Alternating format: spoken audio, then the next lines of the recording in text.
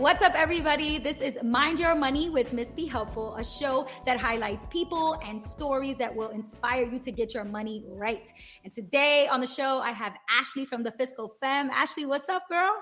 Hello. Thank you for having me. Oh, of course. I knew I had to have you. Once you started telling me about budget parties, I was like, oh, that's it. This is my girl. I love this idea. We're gonna get into all of the amazing things that Ashley is creating and is putting out into the world. But first, I just really like to start with some fun questions first, and then we'll jump into intros and all that good stuff. So I promise you guys will get to know Ashley a bit better. But first up, Ashley, what was a time that you purchased something that you regret to this very day? So I've definitely had a few of those, if we're being honest. Give me the best one. Give me the juiciest one. Yeah, I think the most embarrassing, like one where I felt true shame, was when I was an investment banker. Mm-hmm. I took my friends out and I bought bottle service. Ooh, So I spent like $500 on a bottle of vodka. We went out, and I just remember telling my dad the next day, like kind of bragging almost, like I spent $500 on bottle service, and he's like, wow, that was dumb. Why would you do that? Dad kept it real. I love that. I was like, what a dummy.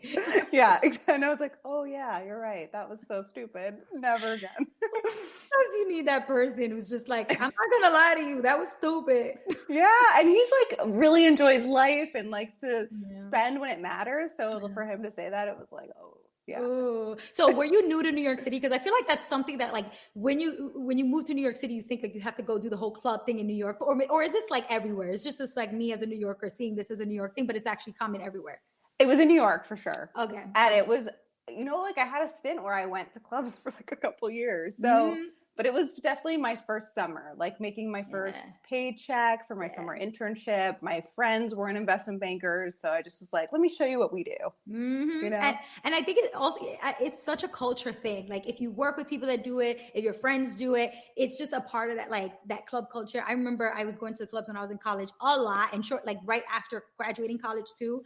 It got harder and harder because I was like a teacher, and it's like, all right, I can't like be out till 4 a.m. and then show up my face drunk into school on Monday. Like this is not, but I think I like eventually I got over it, but I remember that club scene so vividly, like every Thursday, Friday, Saturday. It's like, oh man. And when you get over it, you're very over it. I think. Oh yeah. So over it. And I feel so bad. My niece, who's like, she just turned like 25, 26, and she's now in that, phase. And I'm like, girl, because when I was her age, she was dying to come with me, but she was too young. Right. And so she would watch me go clubbing and be like, I can't wait to go clubbing with her, with Thea. And like, now she's messaging me, oh, we're going to go out at 10. I'm like, 10 a.m.? Because I can do that. That sounds like I can do this. That brunch, early breakfast, lunch thing. Okay. She's like 10 p.m. I'm like, 10 p.m.? Right. Girl, that is my bedtime. Oh no, you don't know my life, girl. That's just no. That's when we used to eat dinner at 10 p.m. Literally, I'm like, no, we're not doing that. We don't do that anymore. Sorry.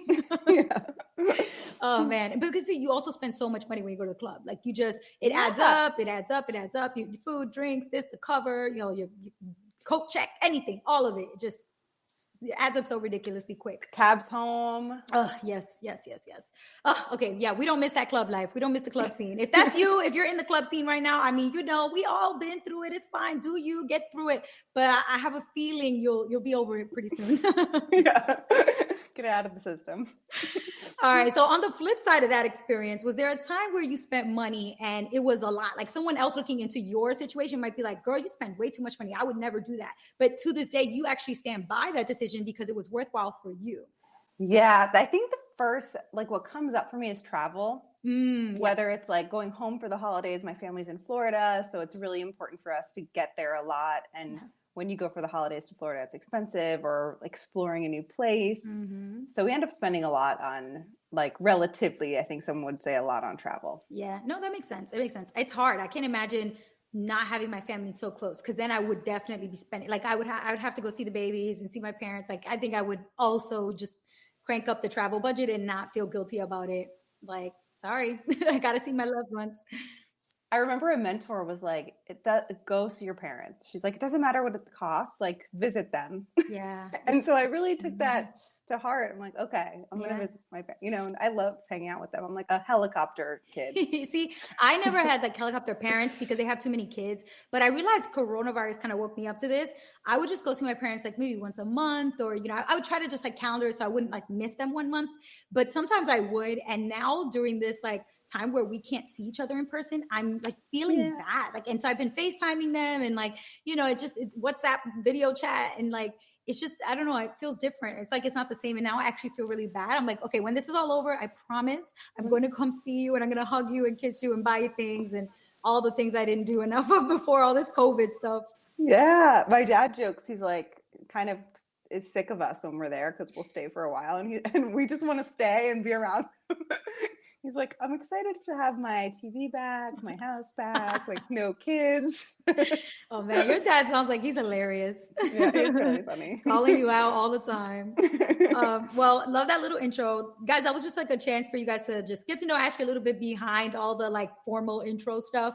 But of course, we need the formal intro stuff because you guys need to know who Ashley is and what Fiscal Femme is all about. So Ashley, for folks who have never heard of you and your brand, let them know a little bit of an introduction to you and all your work, what all your work is about. Yeah, so the Fiscal Femme is all about getting women wealthy. Mm-hmm. And the reason that's so important to me and the company is because we believe that financial well-being is a really important part of equality. Yeah. So there's so much freedom and choice that we have when we have our finances in order. We have some cushion in our savings account. We can leave people and positions when we want. We can negotiate. We can take risks. Mm-hmm. We can invest in things that are important to us. And so that's kind of like the overarching mission of the Fiscal Femme. And we do that. We just launched a Slack community for it was really important to do during everything going on, to have support and get to ask questions and share resources. And then we have courses and free resources and weekly newsletter. So it's all around education. That's awesome. And you also have a book called The 30-Day Money Cleanse, right? Yes. Tell us about that. Writing a book is a big, big, big project. The 30-Day Money Cleanse, it was actually my first course. Mm-hmm. And I created it out of just saying the same thing over and over to my coaching clients or people who were asking me for help.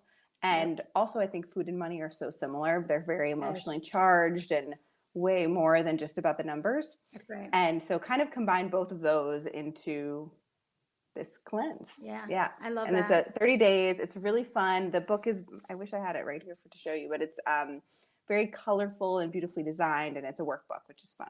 Oh, very fun. I mean, honestly, I think as much like of these or as many of these analogies that people can use to really bring to the forefront how important money is and how prominent it is in our lives, even if we try to push it to brush it under the rug or sweep it under the rug, I think like those are ways to make it so much more vivid and like just so much easier to understand and to digest for people. Because I know when I was first learning about it, I just didn't connect to it. And talk about a 30-day money cleanse or a 1 week money cleanse or anything like that. Like now you're talking about food, and I know that, and I know juicing, and I know dieting, and I know trying to be fit. And so now you're putting it in terms that I get.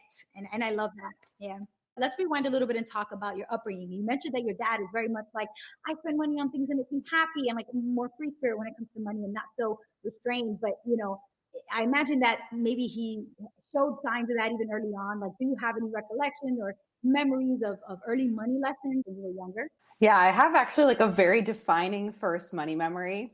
And I still can't remember the name of the doll, but they were like American Girl dolls. It was a different type. Yeah. Or maybe it was American Girl, but I can't find the other name. And we would get the catalog, and I had one, and my parents did this cool thing where I got an allowance, and you got the allowance that was your age, and then you would split it up into spend, save, and give. Mm.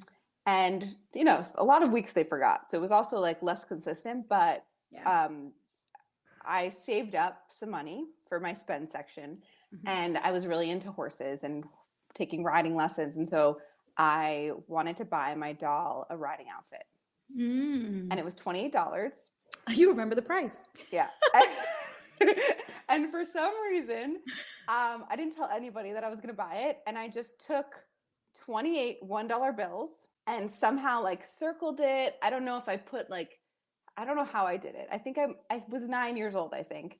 and I don't know if my address was in it, but I put cash in an envelope, like trying to order this riding outfit with my, at the time, like my life savings. You just gave a US postal worker a really nice tip that day. That's what happened. Yeah. They were just like, this kid made my day. Yeah, and who knows what she actually wants from this Oh order. man. Okay, so then what was the aftermath? Like, you sat down and told your parents what you did? How did they respond? Like, what was the conversation like about doing something like that? Yeah, I think it was like, you should talk to an adult to help you order stuff. And I just remember being really sad and being like, this is not worth it. Like, all this saving up for stuff, like, I'll just wait to ask for something for a gift or my birthday. Those early stains, or like those early negative impacts, they last. They stay with you.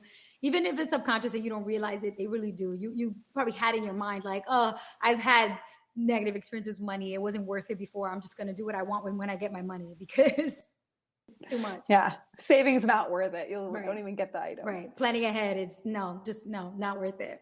Yeah. Okay, cool. So now, like, lead us into, from that, obviously more conversations at home, I'm sure, but then it gets to the point where you leave college, you become an investment banker, and yet your own personal finances are just in shambles. Like, how did that happen? Yeah. Well, the funny thing is I was a finance major.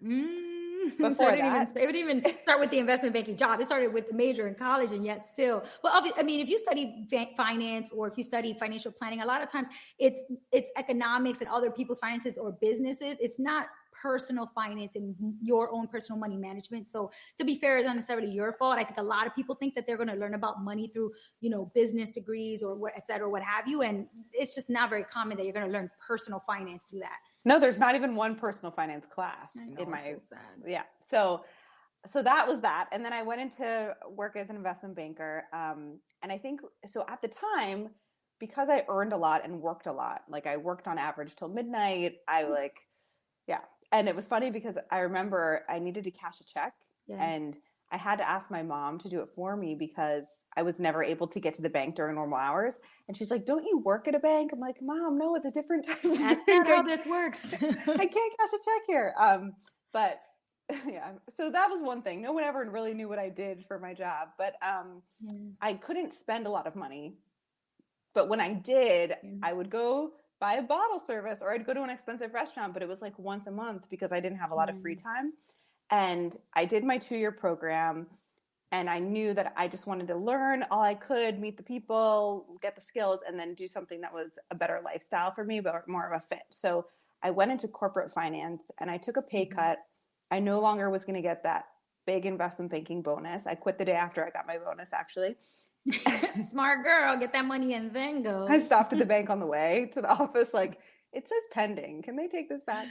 And then I started making up for lost time, because imagine, like, my first 2 years in New York, I'm working all the time. I haven't seen my friends. I haven't done all the sightseeing. I wanted to go to events and workshops and concerts. And now I was getting out of work and it was still light out. Wow. And so, very different experience. Yes. So I just was spending a ton of money, and I realized that, and I knew, like, you have that feeling that things aren't going great, but you don't really know. And one day I sat down and looked at my bank account, and my bonus was almost gone. And I was like, this is not sustainable at all. I'm going to have to go back to that job to earn more, and work more, so I have no time to spend it unless I figure this out. And if I can figure this out, then I can do this job that I want to do. So it showed me that, like, the choice, or my career choice, and we do this all the time, so it kind of doesn't even sound like a big deal, but it's kind of crazy that our careers are dependent sometimes on money instead of what we want to be doing. Yeah, and that's so interesting to me, because in your mind somewhere there was the right sort of knowledge, or even maybe skill too, right? It was like, you knew that when you got money, you were supposed to save, and to have some for spending and some for giving. Like, you had done that as a kid. So somehow, some way, it's in there, but not really. Totally. Not really. Where is it? It's funny because, like, when I was little, my dad never really gave us money that much. There were random times where he did. Like, I have these random memories of him. He hates, like, when his grays are showing, or when like white hairs are coming out. In Spanish, it's called canas. So he would literally have us. He would lie down, and he would have us just sit with his head in our lap, plucking out his white hairs, his canas. And every time we plucked one out, he would give us a nickel per hair. And then I got a little older. I'm like, okay, this is annoying. Your hair is greasy. Like, bro, I need 10 cents. I need a dime per hair. Like, this is too. And so, he would give us like, change for this. But eventually he would tell us, like, every time I give you money, you run to the store and you buy candy. How many times have I seen you save any of the money that you earn when you take out my canas? And I would be like, okay, but he never showed us to save with like jars or with a system or anything. He mentioned that a couple times, like, oh, I don't see you saving, I don't see you, like, more so just a thing he said, but never reinforced it, never modeled it, never had us practice it. And those are things where I feel like sometimes when that's lacking as a kid, and I guess even in some cases, even if you do it as a kid, even if it is there as a kid, it doesn't always necessarily mean that you're going to make those connections when you get your first paycheck. Yeah. Sometimes you as an adult just need to revisit those topics, right? Like what to do with that money, how to save it, how to budget your money. Okay, so then you sort of just like hit this point where you were like, oh my goodness, I'm a mess. I'm losing my entire bonus because I'm out here just out of control, club hopping and not saving any money. So did you just decide to like start researching? Did you like find a budget that you liked? Did you read a specific book? Like what was it that like made the change stick for you? Yeah, so I basically took a very type A approach, which sometimes I have. So I basically wanted to read all about it and read articles and blogs. And I remember at the time, like things have changed so much. This was in 2011. I found that like most of the people educating us about money were selling us things like the financial advisor from work, or someone selling me insurance was happy to talk about my money. But I just was like, who do I trust? Yeah. Why is all this sounding really daunting and boring? Why is everybody an old white man? Like, so true.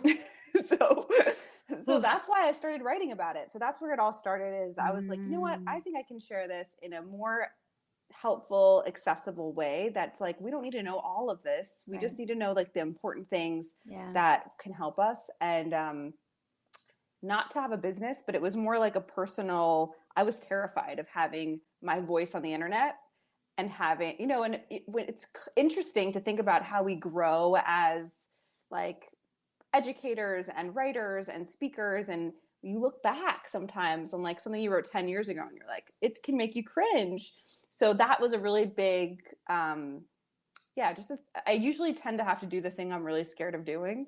And that was the thing I was scared of doing at the time, was sharing what I was learning about money on my blog, The Fiscal Femme. I love that. So did you always start with blog posts, or did you know you wanted to do a book eventually? Or was it just like, I'm just going to blog about this and we'll see where it takes me?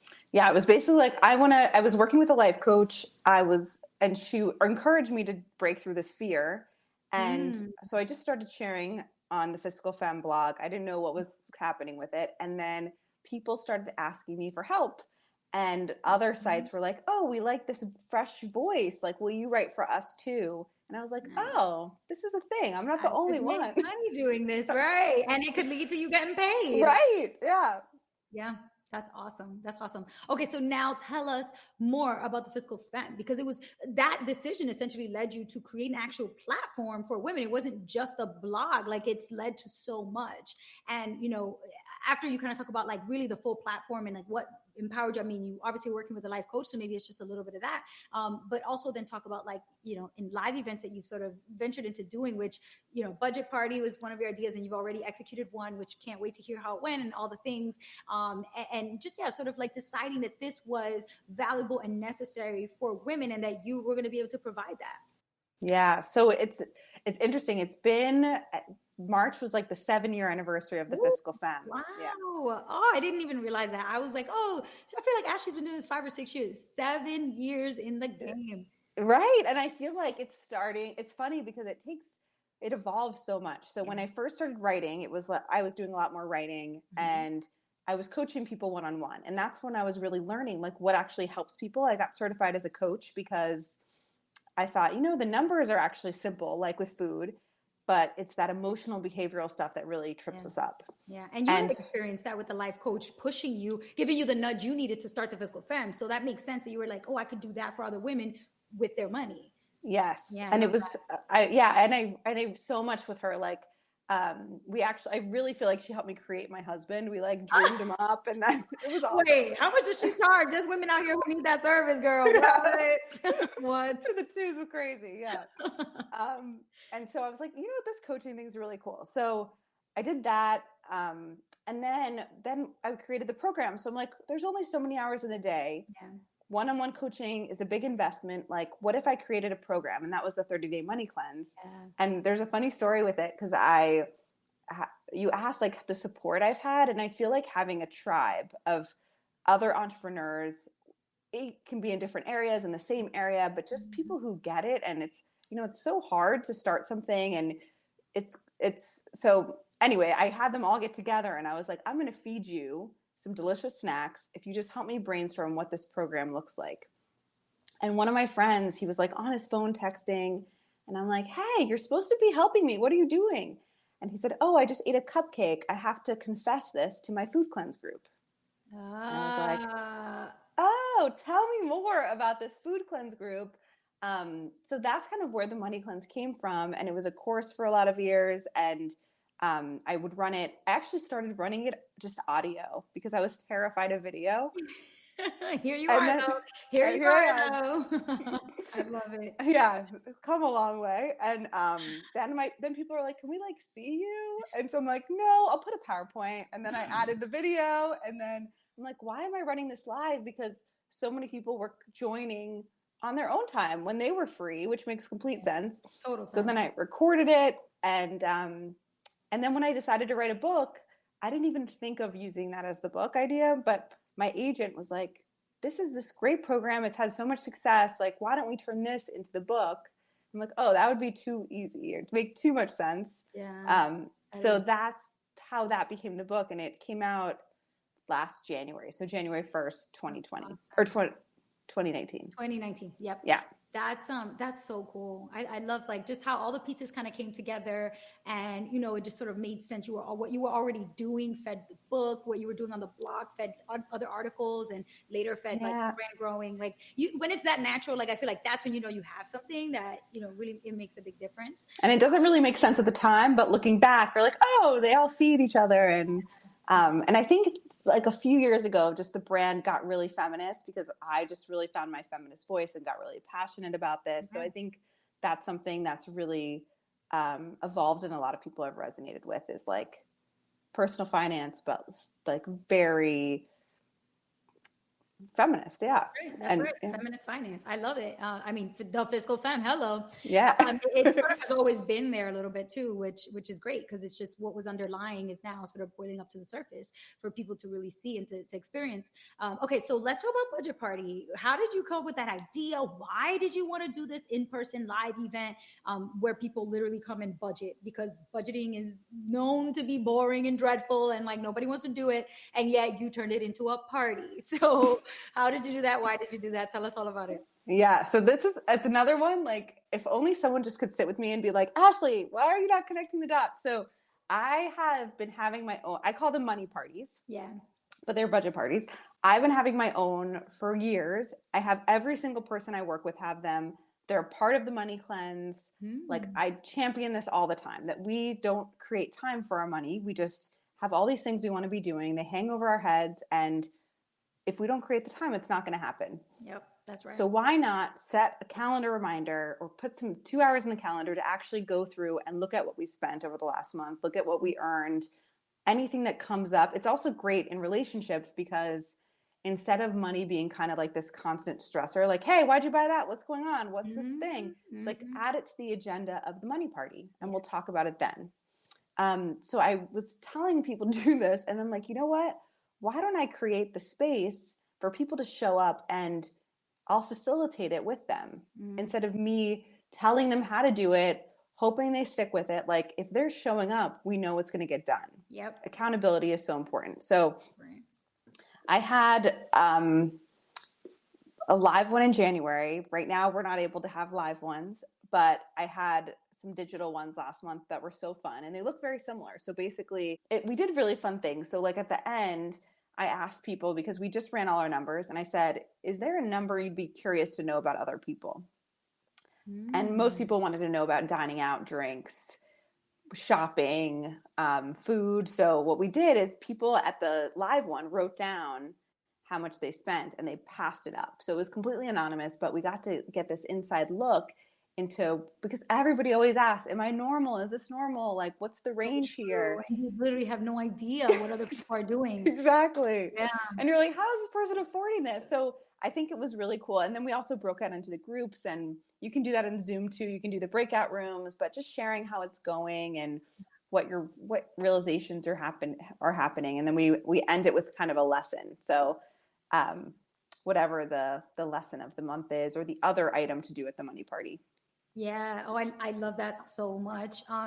So I've been doing this thing where I ask the guests who are on the show to help me answer a question, because I get, DMs, I'm sure as you do, DMs, emails with questions. I don't always have time to individually, but I know that even if I don't have time to individually respond, I know that it's helpful to put this out there, because maybe some other people were thinking that same question and maybe just didn't submit it. So I'm going to have you help me answer. I had two, but I think I've narrowed it down to the one I think this conversation is perfectly sort of preparing to answer. Amazing. So this is from Karen. Karen emailed me to missbehelpful@gmail.com and said, hey, Miss Be Helpful, I've been loving watching your budgeting videos, especially your early one about 50, 30, 20. However, my problem is that I have not been able to get myself to seriously stick with a budget of any kind, even trying 50, 30, 20. I'll start it, plan it out, get excited, then give up. Any suggestions on how to stick with it? Yeah. We got some ideas. Go ahead. You jump in, but just from what we said, I think I could come up with some too. Go ahead. Yeah, of course. So I think, a lot of times, especially with 50, 30, 20, like 20 is a lot. And so I think sometimes we're taking too big of a jump to not budgeting. And I think it's, if you think about dieting, like if I don't even eat healthy, and then I'm like, I'm Whole30, right? That's a big leap. And so not that you won't ever get there, or I don't want to be there, but you might eventually want to be there. So taking smaller steps and being okay with the smaller wins, because I think what we often think is, if I take this baby step, it's going to take me so long to get to that goal. But our success and our results are actually exponential, because they build on each other and snowball. So so give yourself the small wins. I think we want to make it hard on ourselves and like make it this task, this big mountain to climb. So if you can chunk it down into something easy, like, okay, I haven't saved anything. What if I just start transferring $5 a week and see how that goes and check in on that? Yeah, I love that. I was also thinking, as you said, that to chunk up the budgeting experience. So instead of jumping to a full budget, maybe all you budget for this month is just budget out your groceries, or just budget out your entertainment, what you're spending on shopping. Like, just pick one category. Yeah. Budget everything you spend in that category. Next month, maybe you do 2 categories, right? Then 3. Then eventually you're doing all the categories in your budget and you've built up to it. So you didn't feel like you were going 0 to 100 cold turkey, real quick. So I like that. There's a couple different ways you could apply it. I was also thinking, just Ashley was mentioning, the accountability of having the community of women in the Fiscal Femme is what gave her the drive to keep pushing and to create more and to do more. And I think when you have group accountability like that, like you will do more. Like that guy who felt like he had to tell everybody about his cupcake eating. Like he was like, I got to tell my group, like I'm breaking the rules, and there's something binding there with that group that makes you feel accountable, and gives you a little bit of pep in your step to do something that maybe you wouldn't do if you were just all by yourself. Yeah, I think we're 65% more likely to do something if we say to somebody else we're going to do it. And then if we have regular check-ins, it's like 95%. It's something crazy. So sharing it with a money buddy, or like having a community around it, I think is brilliant. So I'd say like the biggest mindset shift I see in people who are successful in setting the plan or in like their financial success is that typically, and I think our society perpetuates this, is like we think being good with our money is going to be this negative, restricting thing that limits our fun. Yes. And that makes us not look forward to it. Like it feels like, oh, I want to rebel against my budget or against whatever it is. And the shift that happens, and I was in that camp too, the shift that happened for me and for that we want to get to is that we see it as actually a radical act of self-love. That's right. Because we're giving ourselves what we want most. And so that shift makes it something that we want to be doing. Yep. And even like the language we use can help. So I use the term happiness allocation instead of budgeting. Love it. I know some people say saving plan, spending plan, just trying not to say the word budget because it's so loaded. I like that a lot. And it's true. It's like how we are going to allocate our money in the way that's going to make us the happiest in the short and long term, not just in the moment, but all. So shifting our language, if you hate the word budget or you feel like just hearing it makes you go, that might help. Yep. Make your happiness plan. That's what you got to do. Love it. I love that so much. Yeah. So hopefully that was helpful for you, Karen.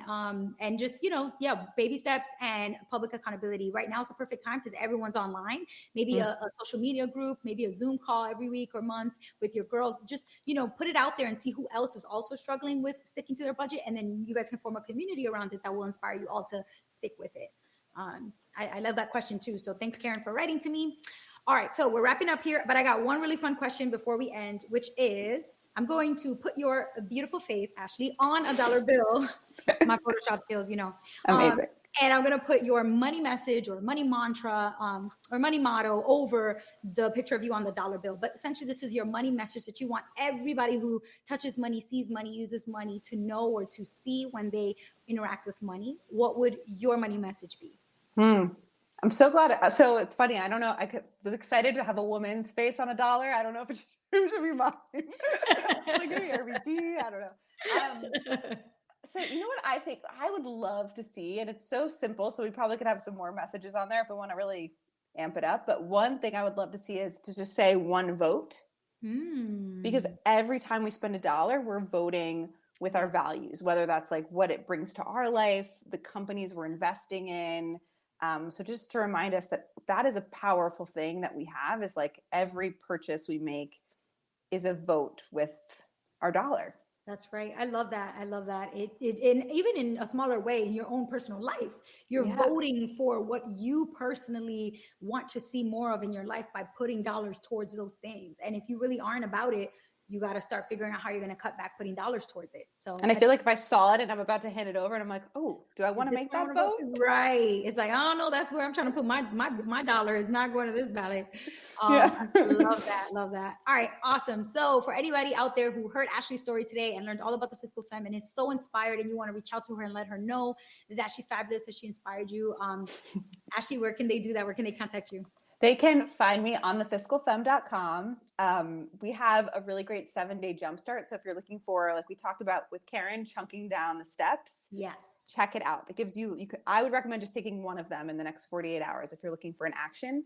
And then on social at the Fiscal Femme, we are on there answering DMs, answering questions, sharing a lot. So, and then we have the Slack community too, if you want to come on and get some money accountability buddies. That's right. And I shouted that out in my March series of Women in Personal Finance, her new Slack community, which I joined. And it's just been great so far. I pop in every now and then.